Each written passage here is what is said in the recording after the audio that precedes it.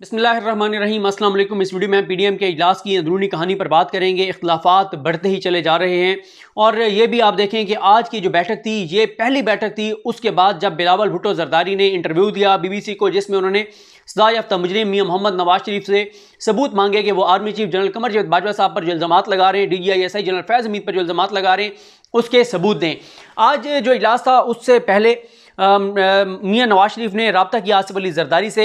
आसिफ अली जरदारी से रब्ता करके आसिफ अली जरदारी को मनाने की कोशिश की कि आसिफ अली जरदारी भी इनके बयानी पर आ जाएं, आसिफ अली जरदारी ये बात मान जाएं कि फ़ौज की क़यादत के नाम लिए जाएं, आर्मी चीफ का नाम लिया जाए, DGI SI का नाम लिया जाए।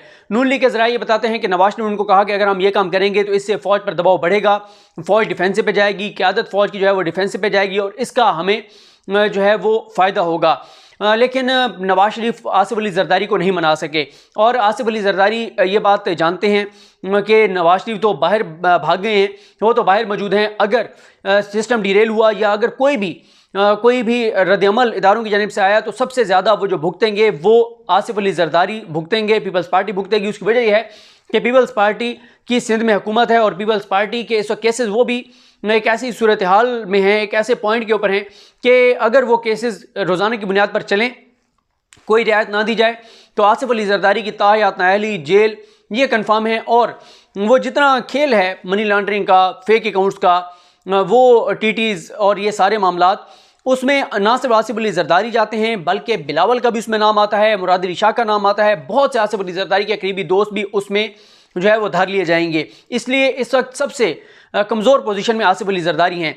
इसके बाद मरियम ने जब बिलावल से मुलाकात की थी गिलगित बल्तिस्तान में, वहाँ पर उन्होंने कोशिश की, फिर उन्होंने बिलावल से रब्ता किया। उन्होंने पहले बिलावल को मनाने की कोशिश की, मरियम मुकम्मल तौर पर नाकाम हो गई बिलावल को इस बात पर रज़ामंद करने के लिए।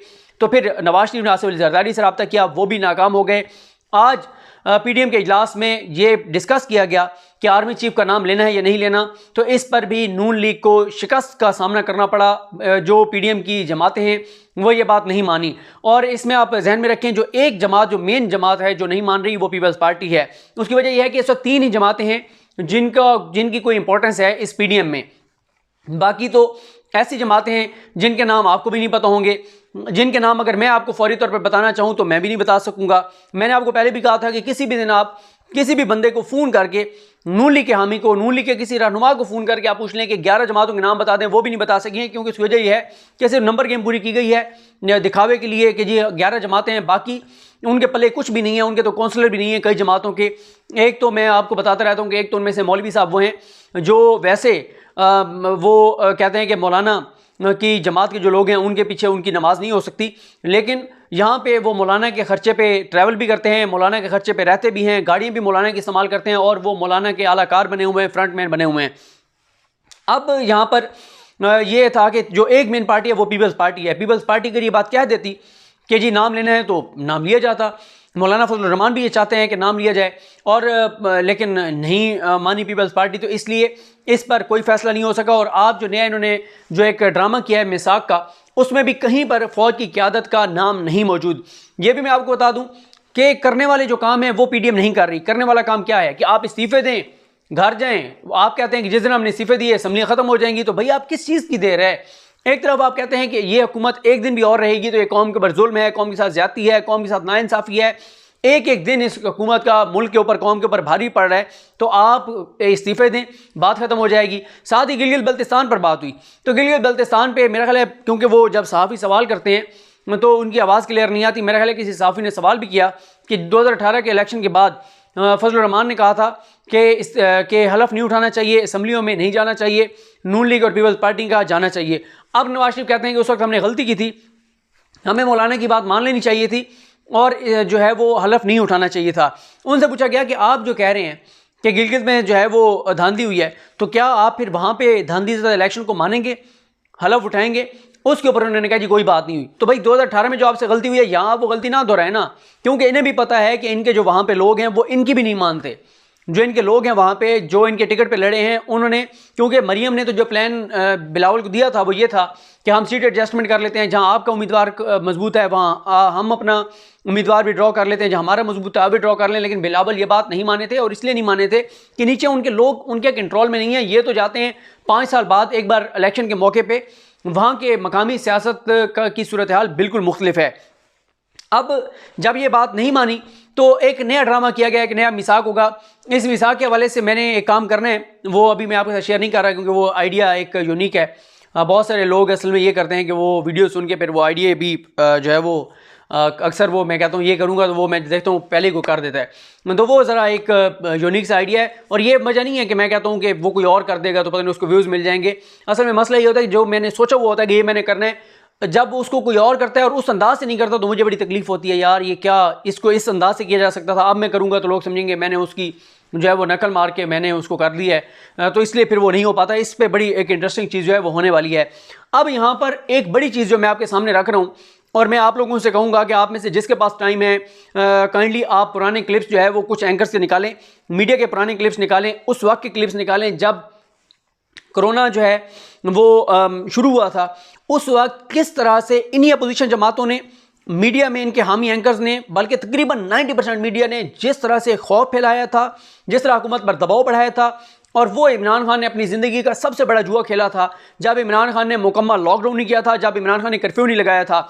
आप नून लीग को सुन लें, आप पीपल्स पार्टी को सुन लें, आप मुराद अली शाह को सुन लें, आप बिलावल को सुन लें, आप इनके हामी एंकर्स को सुन लें, इन्होंने इतना दबाव डाला था इमरान खान के ऊपर कि लोग, पूरा पाकिस्तान खुदा न खास्ता मर जाएगा तब तुम्हें होश आएगा। और शहबाज शरीफ भी इसीलिए वापस आए थे। शहबाज शरीफ को ये लगता था कि यहाँ पे बड़ी तादाद में कोरोना फैलेगा, तेज़ी से कोरोना फैलेगा, बड़ी तादाद में हलाकतें होंगी, इमरान खान नाकाम हो जाएगा, हम इसके ऊपर सियासत करेंगे कि देखें ये इमरान खान ने सीरियस नहीं लिया कोरोना को और इतनी हलाकतें हो गई हैं। लेकिन अल्लाह ताला ने पाकिस्तान पर करम किया, अल्लाह ताला के करोड़ा एहसान की वजह से, अल्लाह ताला के फजल करम की वजह से कोरोना उस तरह से नहीं फैला।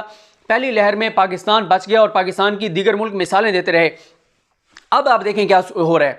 अब कोरोना की दूसरी लहर बहुत खौफनाक है। पहले जो इन्फेक्शन रेट था वो 2% था, 2% था, यानी हर अगर 100 टेस्ट हो रहे थे तो उनमें से 2 लोगों का पॉजिटिव आ रहा था। अब 7 से 8 तक चला गया हुआ है। 100 लोगों के टेस्ट करते हैं, 7-8 लोगों का पॉजिटिव आ रहा है और बहुत खौफनाक तरीके से कोरोना फैल रहा है। बल्कि मैं जुनैद सलीम साहब के फेसबुक पे पढ़ रहा था, जो हस्बे हाल के हैं जुनैद सलीम साहब, उन्होंने लिखा हुआ था कोरोना फैल नहीं रहा, कोरोना बिफर गया है, ये सूरत हाल है। लेकिन अब मीडिया उस तरह से इन अपोजिशन जमातों को आड़े हाथों नहीं ले रहा कि आप क्यों अपने जलसे कर रहे हैं, आप जलसे खत्म क्यों नहीं कर रहे, आप जलसे रोक नहीं क्यों नहीं रहे। और ये अपोजिशन जमातें उस वक्त कहती थी कोरोना ज्यादा है, इमरान खान काम बता रहा है, हुकूमत काम बता रही है। आपको याद होगा वो क्लिप वायरल हुआ था, मुख्तियार हुकूमत 10 दिन ही पे गल बद गई है, और वो क्लिप बड़ा वायरल हुआ था कि देखें जी ये इमरान खान का तर्जमान, प्राइम मिनिस्टर पाकिस्तान का तर्जमान नज़ीम अव्वल चंद प्राइवेट कन्वर्सेशन में ये बात मान रहा है कि कोरोना की तादाद बहुत ज़्यादा है पेशेंट की, लेकिन हुकूमत बता नहीं रही। उस वक्त अपोजिशन ये कहती थी कि कोरोना के केसेस ज़्यादा हैं, हुकूमत नहीं बता रही, हुकूमत दो नंबरी कर रही है, हुकूमत मुनाफकत कर रही है, हुकूमत ये कर रही है, हुकूमत वो कर रही है। और इन्होंने बहुत प्रोपिगेट किया, इन्होंने इतना वावेला किया, ये चाहते थे कि कर्फ्यू लग जाए, ये चाहते थे कि कारोबार मुकम्मल तौर पर बंद हो जाएं, सारे बाजार बंद हो जाएं, सब कुछ बंद हो जाए, ताकि इन्हें यह भी पता था कि अगर ये सारा कुछ बंद होगा, मुआशी तौर पे मुल्क बदहाल होगा, लोग मुश्किल का शिकार होंगे, गुर्बत की वजह से जो है वो खुदकुशियाँ शुरू हो जाएंगी, तो उसका ये फ़ायदा उठाते। अब ये क्या कर रहे हैं, जब दूसरी लहर खौफनाक अंदाज से फैल रही है, अब ये क्या कह रहे हैं, कोरोना तो है ही नहीं, ये हुकूमत जान के कर रही है, हुकूमत जान के कर रही है। हाँ, हुकूमत ने एक गलती की है, हुकूमत को नहीं करनी चाहिए थी, जो ये अपने जल से करते रहे। अब हुकूमत ने बहरहाल देर आए दुरुस्त आए दानिशमंदी का फैसला किया कि पीटीआई के जल से नहीं होंगे, लेकिन अब ये अपोजिशन कह रही है कोरोना तो है ही नहीं, हुकूमत झूठ बोल रही है। और अब इम्तिहान है उन एंकर्स का, उन चैनल्स का, उन प्रोग्राम्स का जिन्होंने पहली लहर में इतना शोर मचाया, उन्होंने इतनी तनकीद की, उन्होंने तबलीगी जमात का इज्तिमा कैंसिल करवाया, तबलीगी जमात पे चढ़ दौड़े, उन्होंने दावत इस्लामी के फंक्शंस ख़त्म करवाए, उनके जो हफ्तावारी इज्तिमात होते हैं वो बंद कराए, उन्होंने जो उनके और प्रोग्राम थे वो बंद कराए। सबसे बड़ी बात यह है कि इन लोगों ने माहौल बनाकर मस्जिदें बंद करवाई, ज़बरदस्ती डंके की चोट पे इन्होंने जो है वो इन्होंने मस्जिदें बंद करवाई, शोर डाल के, वावेला करके, दबाव डाल के। चले मैं कहता हूँ उस वक्त बहुत अच्छा ये फैसला, मैं उसको सपोर्ट करता हूँ कि अगर कोरोना फैल रहा था, लोगों की ज़िंदगियों का ख़तरा था, मस्जिदें जो है वहाँ पे मस्जिदें में बाजमात नमाज रोक दी गई। कई मस्जिदों में होता था कि कहा गया कि सिर्फ 3-3, 4-4, 5-5, 10-10 लोग से जमात के साथ नमाज़ पढ़ेंगे। फिर जब मस्जिदें खोली गई तो SOPs के साथ खोली गई, सोशल डिस्टेंसिंग, मास्क, इन चीज़ों के साथ खोली गई।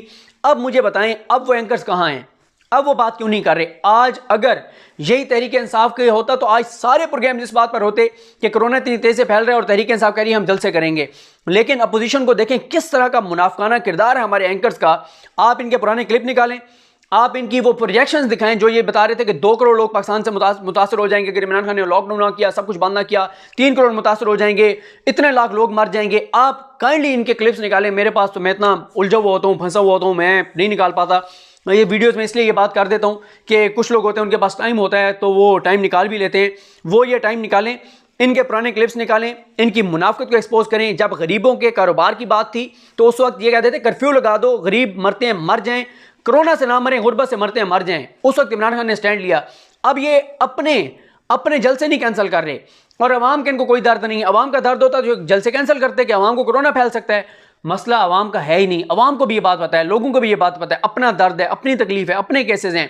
और प्रोफेसर एहसन इकबाल अरसू साहब जो हैं वो कह रहे थे कि कोविड-19 से ज़्यादा संगीन जो है वो कोविड-18 है, जिसके ज़रिए इस हुकूमत को लाया गया। इलेक्शन जो है वो ज़्यादा जो है वो ख़तरनाक सूरत हाल थी। उस कोविड से लोगों को जो है वो निकालना है, उससे लोगों को बचाना है। तो भाई आप अगर लोगों को बचाना चाहते हैं तो आप दें इस्तीफे, बात ख़त्म हो जाएगी। आप खुद कहते हैं कि असम्बलियाँ गिर जाएंगी, असम्बलियाँ ख़त्म हो जाएंगी, हुकूमत गिर जाएगी। और अब आपने नया ड्रामा, नया मिसाक, और ये पहले मैं मिसाक की नया जो मिसाक ये लाए हैं उसमें जो ड्रामा किया है वो मैं आपके सामने रख देता हूँ। आप अंदाज़ा लगाएं मतलब किस तरह से लोगों को बेवकूफ़ बना रहे हैं। जो करने का काम है वो नहीं करते। 2 पॉइंट थे आज के जो मुझे इंतज़ार था कि ये कहें कि हम डंके की चोट पे नाम लेंगे DGISI जनरल फैज़ हमीद का, हम बिल्कुल नाम लेंगे जनरल बाजवा का। कहते ना आप भाई फिर आप क्यों पीछे हट गए हैं? करते ना आप, लेते नाम, आप पीछे हट गए। उसके बाद इस्तीफे नहीं दिए, नया मिसाक दे दिया। और इस्तीफ़ों के हवाले से पूरी कोशिश नवाज शरीफ ये कर रहे हैं कि किसी तरह से इस बात पर आ जाएं सारी जमातें कि इस्तीफ़े जो हैं वो जमा करा दिए जाएं 13 को। और उसी एक और भी वजह है 13 को क्यों लेना चाहते हैं, वो भी किसी ने, मैं वीडियो सुन रहा था उन्होंने बताई थी, उस पर दोबारा कंफर्म करेंगे कि आया वो बात हकीकत है या नहीं है। ये जो नया मिसाक है इसमें सुनिए जी, कहते हैं वफाकी इस्लामी जमहूरी पार्लिमानी आइन पाकिस्तान की बालादस्ती और अमलदारी यकीनी बनाना, पार्लियामेंट की खुद मुख्तारी, सियासत से इस्टेबलिशमेंट और इंटेलिजेंस इदारों के किरदार का खात्मा, आज़ाद अदलिया का क़याम, आज़ादाना गैर जानिबदाराना और मुनसफ़ाना इंतखाबात के लिए इस्लाहात और इनेकाद, अवाम के लिए बुनियादी इंसानी और जमहूरी हकूक़ का तहफ़्फ़ुज़, सूबों के हकूक़ और 18वीं तरमीम का तहफ़्फ़ुज़, मकामी हुकूमतों का मौसर निज़ाम, इज़हार राय और मीडिया की आज़ादी का दिफा, इंतहा पसंदी और दहशतगर्दी का खात्मा, नेक्स्ट नेशनल प्लान पर अमल दरामद, महंगाई, बेरोज़गारी, गुर्बत के खात्मे के लिए हंगामी मुआशी प्लान, आइन की इस्लामी शिकों का तहफ़्फ़ुज़ और अमल दरामद। ये जनाब सूरत हाल है।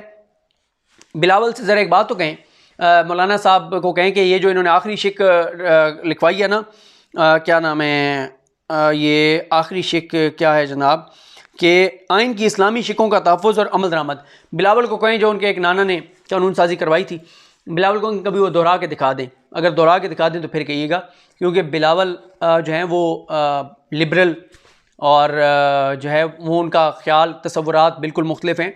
वो आइन में शामिल इस्लामी शिकों को बाज़ मामलात में वो उसको उस तरह से नहीं सपोर्ट करते, ना उसको वो दोहराएंगे, ना कभी उस पर बात करेंगे। ये मौलाना साहब ने अपने कारकुनान को का रांझा राजी करने के लिए जो है वो ऐड करवाई है। तो बहरहाल मुझे तो अब मीडिया का इंतज़ार है कि किस तरह से वो इस पर प्रोग्राम करते हैं। मैं मैंने 4-5 प्रोग्राम जल्दी जल्दी देखे जिन्होंने बहुत उस वक्त शोर मचाया था, जिनको बहुत तकलीफ़ हो रही थी, जिनको बहुत आवाम का दर्द जो है वो इतना सता रहा था कि मस्जिदें भी बंद करवाई, कारोबार भी बंद कराना चाहते थे, कर्फ्यू भी लगवाना चाहते थे। लेकिन आज उन्होंने इन जमातों को आड़े हाथों नहीं लिया कि कोरोना की वजह से जो है वो आप क्यों कर रहे हैं, इनको टफ़ टाइम नहीं दिया। आप काइंडली उनके पुराने क्लिप्स निकालें, ट्विटर पर वायरल करें ताकि इन लोगों की मुनाफिकत को एक्सपोज किया जा सके। मुझे अपनी दुआ में याद रखें। अल्लाह करीम हम सब का हामी नासरो। अल्लाह हाफ़िज़।